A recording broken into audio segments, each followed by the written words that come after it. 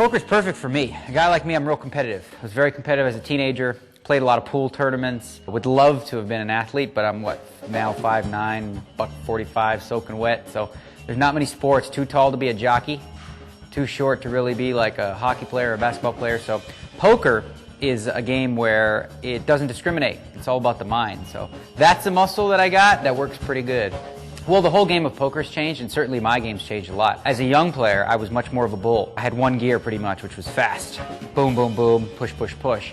You know, I'd see some of the older players, and I learned a little bit from them about keeping a flow. Now that I'm older, I see some of the young kids, and I say, you know, these kids got a lot of raw talent, but there's a few rough edges that they need to sort of polish. That's something that through whatever it is, it's been like 15 years of poker, I'm at a point now where I feel like even though I may not make as many plays that I could, I'm playing just overall much better than I've ever played.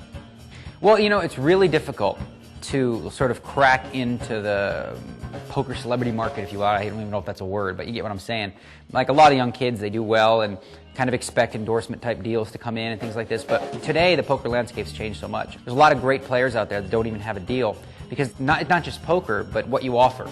And you know, someone like J.C. Tran, for example, even the Grinder as well. Two great players have both been Player of the Year, but they've yet to really secure you know, a sponsorship deal at this point with an online site.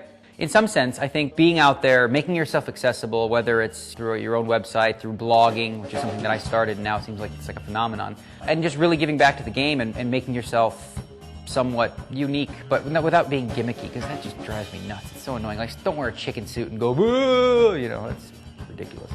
The number one most important thing to have before a tournament is sleep. I mean, there's scientific proof that your brain doesn't function as well if you don't get 7.5 to 8 hours of sleep.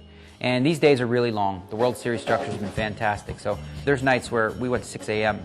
and then you got to be back the next day for 3 p.m. So you don't get a lot of time to do a lot outside of that. So alcohol's a big no-no.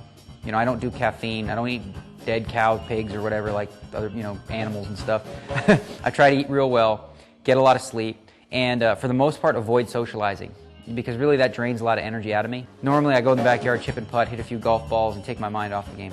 The fourth bracelet was sweet. Not only did I win the $200,000 for first, I also beat my man Ivy for $200,000 on a prop bet. Plus, they're just so hard to get. I try every year to get one. Last one I got was in 2004, so there was a little bit of a spread there, 3 years.